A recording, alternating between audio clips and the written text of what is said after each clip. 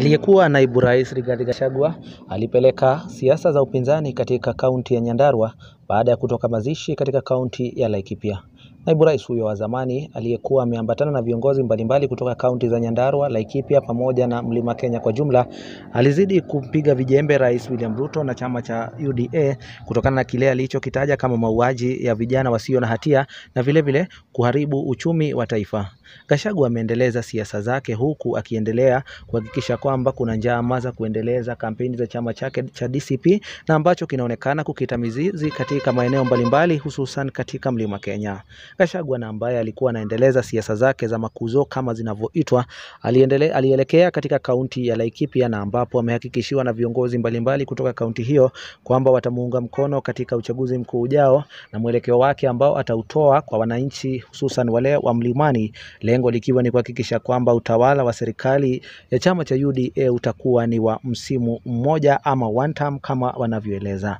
Naam, Gachagua na ambaye alikuwa ameelekea katika sehemu hizi kuhakikisha kwamba amehudhuria mazishi na kuhakikisha kwamba vile anapatana na wananchi wale kama vile ambavyo kauli mbiu ya chama chake kile cha DCP ilivyo ya kusikiza ground kama wanavyosema. Aliendeleza siasa zake na kupiga vijembe Rais Ruto huku akitoa mwito kwa maafisa wa polisi kuhakikisha kwamba hawatumiki vibaya kutekeleza mauaji ya watu wasio na hatia, huku akiwaonya kwamba iwapo hili litatokea basi wataenda kusalitiwa na wale wakubwa waliomo katika serikali, akirejelea mauaji ya mwanaharakati na vile mwalimu wa shule ya upili ambaye aliuawa hivi majuzi na kuaga dunia katika kituo cha polisi cha Central jijini Nairobi, Albert Ojwang, huku Gachagua akisema kwamba ni sharti haki ifanyike na itendeke kwa mwanablogi huyo na ambaye aliuawa kwa hali ambayo ni tatanishi. Gachagua baada ya kutoka katika mazishi basi alielekea katika kaunti ya Nyandarua na ambapo alikutana na halaiki kubwa ya watu tu, na pamoja na viongozi ambao walikuwa wamekusanyika pamoja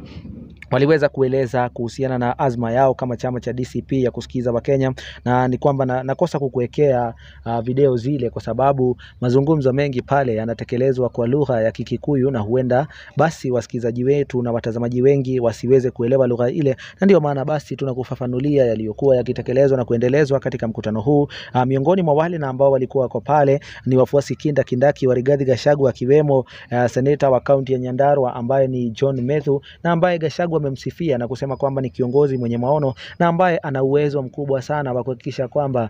kaunti ile ya Nyandarua inaweza kuelekea katika hali ambayo inafaa. Kumbuka ni kwamba gavana wa kaunti ile ya Nyandarua ambaye anajulikana kama Kiarie Badilisha ni wa chama cha UDA, na ishara zote ziko wazi ni kwamba Gachagua na kikosi chake ni kwamba wanazidi kupiga debe kuhakikisha kwamba huenda mwaka wa 2027 watampigia debe huyu Methu kuweza kusimama kama gavana ili kuweza kupambana na yule Kiarie Badilisha na ambaye amekosolewa kwa mara nyingi kutokana na kile wanasema ni kwamba hajaendeleza miradi ya maendeleo katika kaunti hiyo, na hivyo imeonekana kwamba wazi Rigathi Gachagua na kikosi chake watakuwa wanasimama naye yule John Methu na ambaye amekuwa ni mfuasi kindaki wake, wakiwemo na yule senator pia wa Kiambu ambaye anajulikana kama Karungo Dhangwa, ambao wamekuwa katika mstari wa mbele kumpigania Rigathi Gachagua hapa kumbandua. Kwa hivyo Gachagua ameendeleza siasa zake katika maeneo mbalimbali ambapo amezidi kuatia wananchi wale cousins wengine kuhakikisha kwamba nyumba ilikuwa na wengi zaidi, ili kuhakikisha kwamba wanautoa utawala katika kwanza kuingia katika kile kinachoitwa kama broad government pamoja na chama cha hivi majuzi. Itakumbuka kwamba Gachagua alikuwa katika safari ya kuzuru maeneo ambapo mbiu ile ya makuzo iliweza kuibuka na walio katika serikali. Hata hiyo Gachagua ameeleza akiwataka Wakenya kuhakikisha kwamba wamunga mkono na wengine walio upinzani ili kuhakikisha kwamba wanaweza kumpeleka nyumbani Rais William Ruto kunako mwaka wa 2027, japo upinzani bado haujaweza kuzungumza na kusema kwamba ni yupi ndiye atakayekuwa ndiye mwaniaji wa urais katika tikiti ya upinzani. Ishara zote ziko wazi, huenda tikiti ile ikaweza kukabidhiwa aliyekuwa naibu wa rais huyu muite Gachagua, ama aliyekuwa makamu wa rais muite Kalonzo Musyoka, ama aliyekuwa waziri wa usalama wa ndani na waziri wa elimu muite Fred Matiang'i. Hivyo basi wangali wanasubiria kuweza kuhakikisha kwamba wanatangaza msimamo wao ili kuhakikisha kwamba wananchi wanajua ni nani katika upinzani ambaye ataweza kupeperusha bendera ile ya upinzani.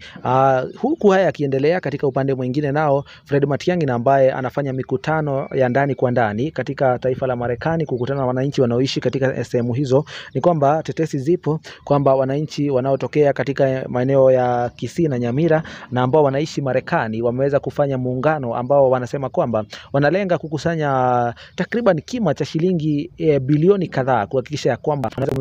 kile ambacho tunaweza kukitaja kama vifaa maalum vya kuwekeza mnamo mwaka wa 2027 kigogo huyu ili kumenyana na haya ndio taifa limekuwa likikumbwa na wiki hii Mwalimu Albert Ojwang, ambapo maandamano yaliyotekelezwa eneo la Homa Bay. Wewe Kasongo, wewe Zakayo, wewe Kaongo, wewe mtu ya kutenga, wewe muuaji, wewe mwizi, harambee, harambee! Kasongo aende asiende, Kasongo aende asiende, Kasongo atembee asitembee. Wangapi wanasema Kasongo aende, Kasongo aende, Kasongo